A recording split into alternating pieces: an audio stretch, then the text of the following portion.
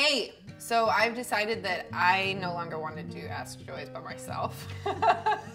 Everything's better with this gal. Oh, wow. So we got a question that actually does apply to our life, and so I thought we'd answer it together. This woman has just gotten newly married, and she's like, I love being married, but she says, sometimes I feel as though my single friends are leaving me out. And she's like, my best friend, for example, no longer calls when she wants to do things like a camping trip or a concert. And she's like, no, I know I can't go out as much as my freewheeling single friends when I'm balancing school and my husband, but I don't want to feel like there's this divide growing between us. She's like, what do I do with these emotions, and how do I create a balance?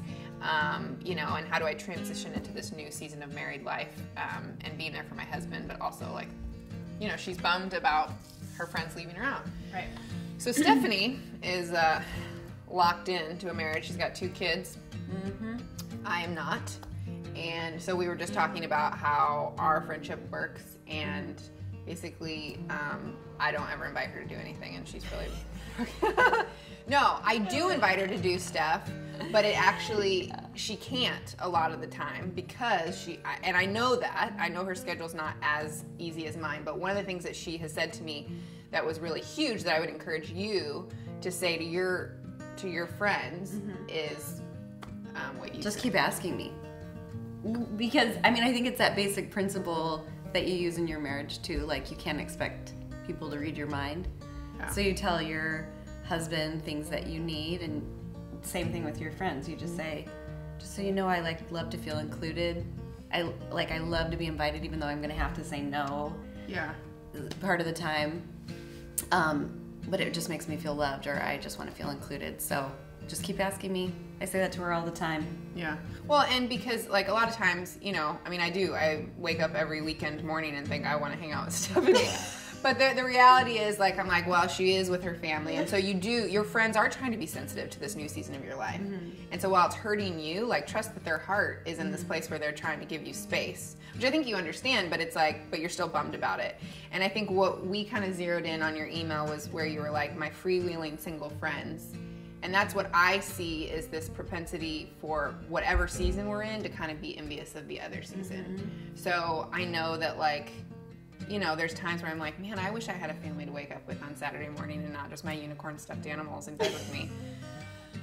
And then I'm sure, you know, being married, you're like, man, Joy can just pick up and go for a bike ride whenever she wants. Well, it's more the, like, 5:30 a.m. wake-up call with a 1-year-old, but... Yeah. So, I don't know, what advice would you give her? Because I feel like you're more in her season. Well, I do think, well, just like you were saying about the grass is greener, it's a matter of acknowledging the changing seasons, which are an inevitable part of life, and then accepting it and, like, celebrating it and being thankful for what that season is. Yeah. Because for sure there's going to be gains and loss in every changing season.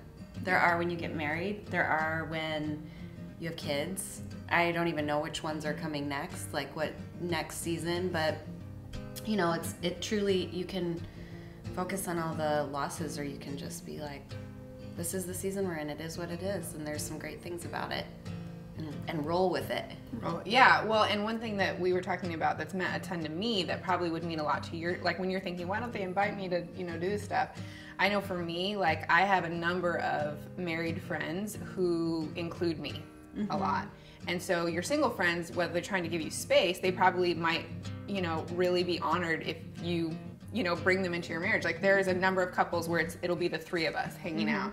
And it's helpful for me as a single woman to have a healthy relationship with a man, you know? And so, like, I love that you and Jason have me over for dinner, or my friends Liz and Ben, like, the 3 of us will go out all the time. So I think as a married person, that's important for you to remember as well. Yeah. So, good. Yeah, that's our advice.